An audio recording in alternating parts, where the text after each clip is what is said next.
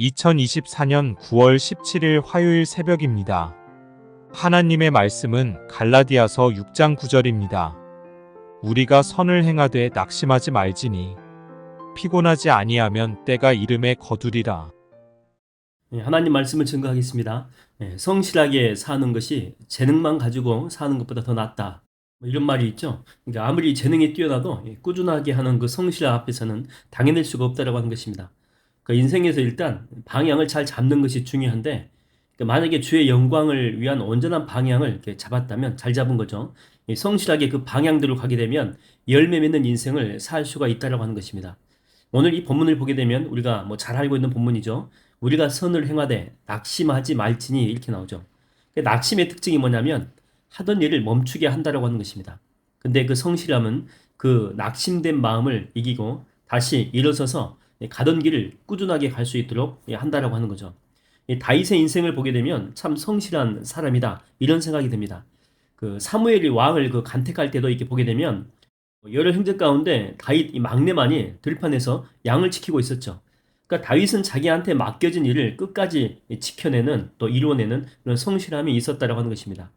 그리고 이 블레셋과 전쟁을 할 때도 보게 되면 아버지가 형들에게 먹을 것을 가져다 주는 심부름도 누구를 시키냐면 넷째, 다섯째, 여섯째 그 형들도 있었거든요. 근데 이들을 시키지 않고 막내였던 다윗을 시킵니다. 왜 아버지가 다윗에게 심부름을 시켰을까요? 아마도 다른 형들보다 다윗이 훨씬 더 믿어왔지 않는가 이런 생각입니다. 그러니까 성실함이 있었다라고 하는 거죠. 일을 시킬 때 그 기준이 성실함 아닙니까? 바로 그 성실함이 심부름을 가게 했고 그곳에서 골리앗이라고 하는 그 기회의 문을 발견하게 되었다라고 하는 것입니다. 제가 이렇게 목회자이기 때문에 기독서점에 자주 가는 일이 있습니다. 그 인천에도 이 근교에 기독서점이 3군데 정도가 있습니다. 저는 3군데 다 다녔는데 나중에는 한 군데로 좁혀지게 되었습니다. 그 이유는 뭐냐면 다른 게 아니고 제가 책이 한 권 급하게 필요했는데 두 곳 서점은요 그냥 없대요. 그리고 주문 넣으면 며칠 걸린다고. 그때 찾으러 오면 됩니다. 그걸로 끝입니다. 근데 한 기독서점은 사장님이 다른 서점이 막 전화를 합니다. 제가 급하다라고 좀 했거든요. 부탁을 했는데 그냥 다른 서점 계속 전화하더니 그 책이 있는 서점을 찾은 거예요. 그래가지고 알려준 것입니다. 부평 어디로 가면 그 책이 지금 있다고. 그래서 급하게 되면 목사님 거기로 가서 사면 됩니다. 아니 자기 가게에서 사야지 이익 아닙니까? 그런데 그런 것 아랑곳 하지 않고 저를 위해서 여러 군데 전화 돌려가면서 정말 힘겹게 찾아준 것입니다. 그때 결심했죠. 무조건 이 서점이다. 성실함이 있잖아요. 그리고 배려심도 깊고 시편 78편을 읽어보게 되면 하나님이 다윗을 쓰신 이유가 성실함이다 라고 하는 게 나옵니다. 개역 한글판으로 읽어드리겠습니다.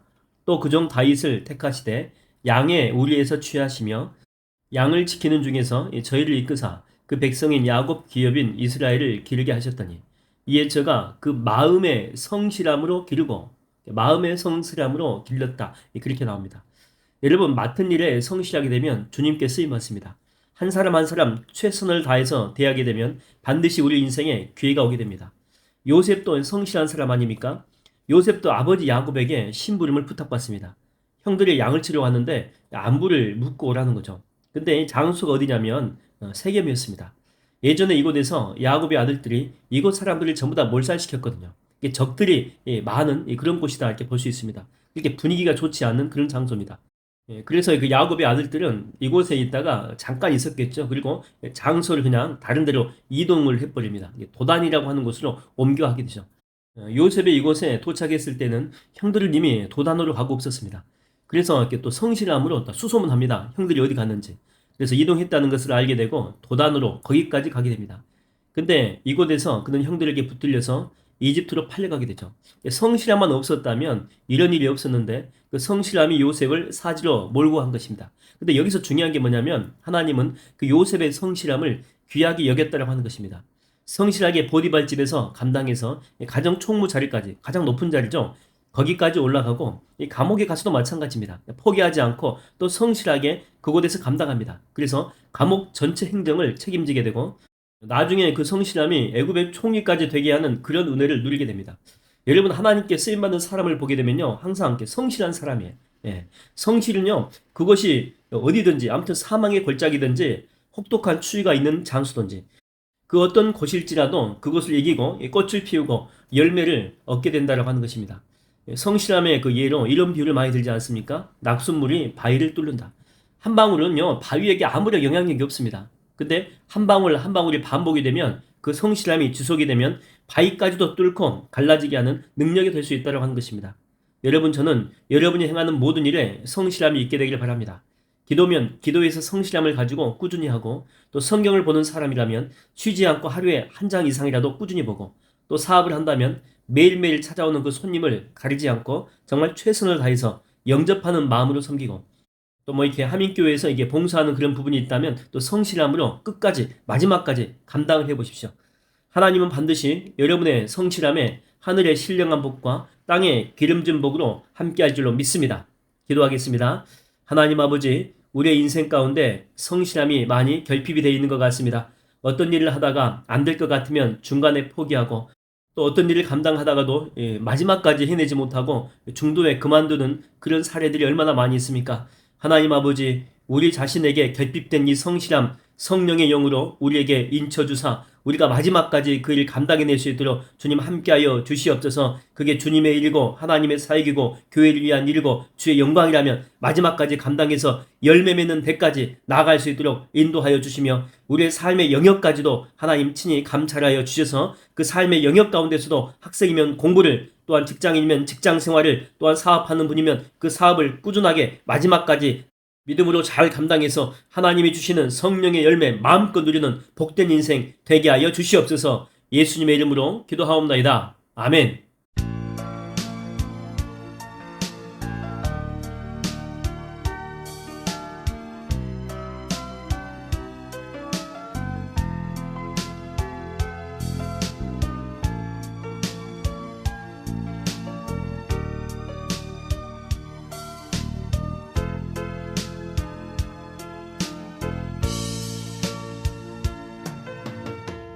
하나님 한 번도 나를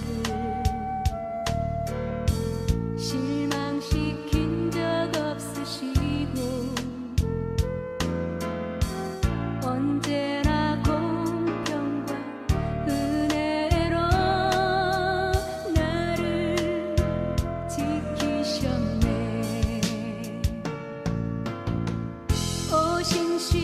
오신실하신 주,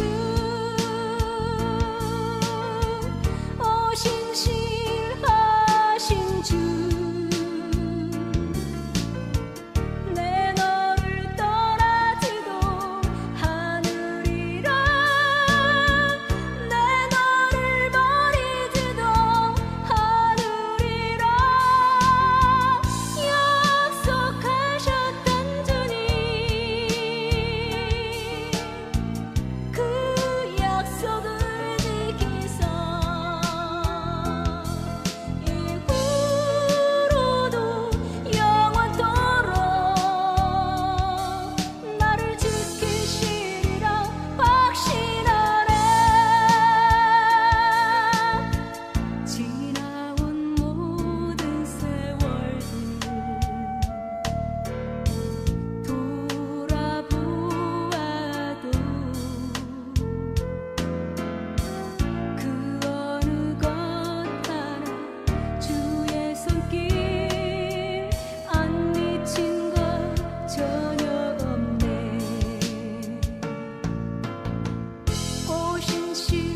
오신실하신 주, 오신실